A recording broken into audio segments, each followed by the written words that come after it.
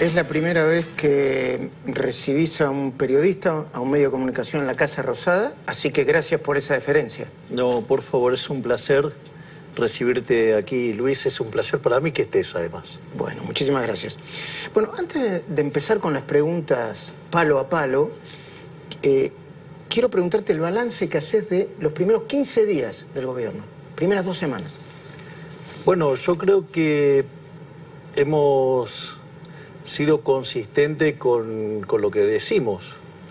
Básicamente nosotros señalamos que no hay tiempo, que esto requiere de shock, que la situación es verdaderamente complicada, que estamos en una situación muy delicada y que requiere medidas que a la vista de un observador convencional parecen audaces, pero los riesgos de no tomar el toro por las astas rápidamente, eso sería tremendo.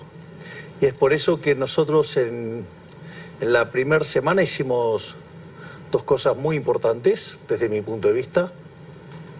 En primer lugar, lanzamos un programa de estabilización ortodoxo, bien duro, donde básicamente propusimos un ajuste fiscal de 5 puntos del PBI, donde 60% de ese ajuste recae en la política.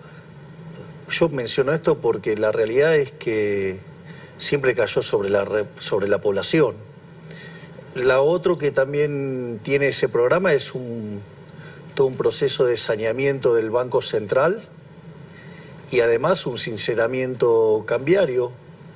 De hecho, fue tan bien recibido el programa económico que, a diferencia de otros casos donde la brecha se mantenía constante o se ampliaba, nosotros logramos comprimir la brecha en un contexto donde además bajamos la tasa de interés y además bajó el riesgo país y todos los activos financieros argentinos mostraron un alza verdaderamente enorme. Eso quiere decir que el programa fue aceptado y es más, si vos tomás el tipo de cambio oficial y le computás la expectativa que hay sobre el impuesto país, te vas a dar cuenta que, para el caso de las importaciones, ¿no? Te vas a dar cuenta que desapareció la brecha.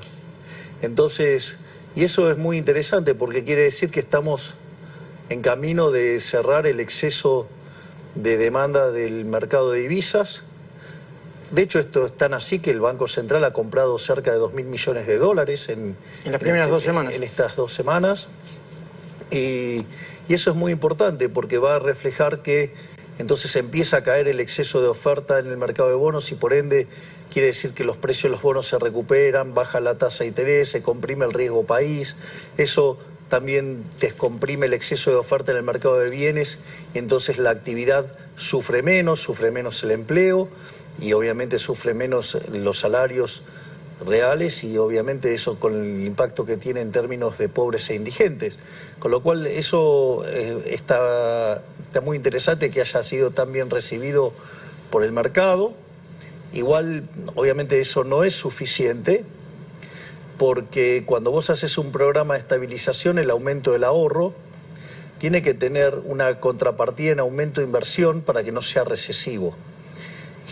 Y la verdad es que la inversión no reacciona de manera instantánea y por eso es tan urgente el paquete de medidas que nosotros mandamos en la segunda semana, que es un paquete que básicamente te diría que tiene 3 elementos fundamentales en términos de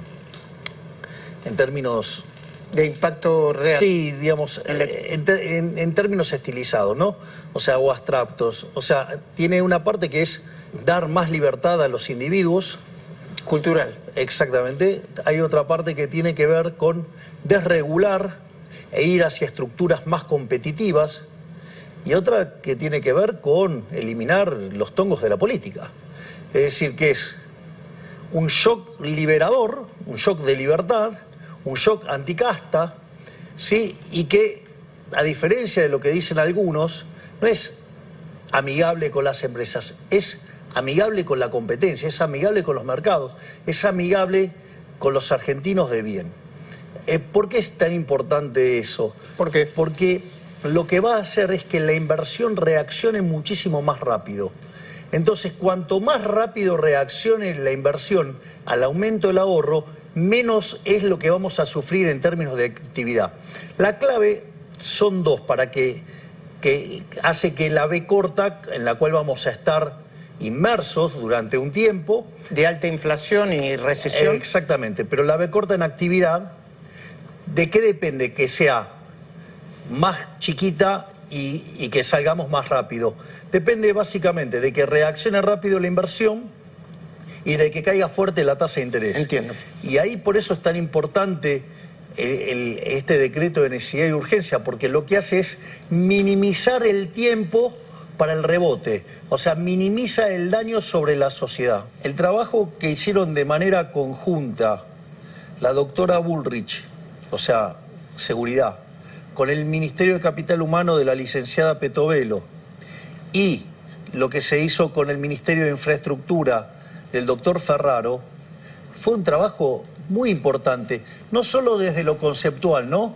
Que, digo, el que las hace las paga, que el que corta no cobra, que se respeta el derecho de los demás, o sea, vos podés quejarte de todo lo que quieras.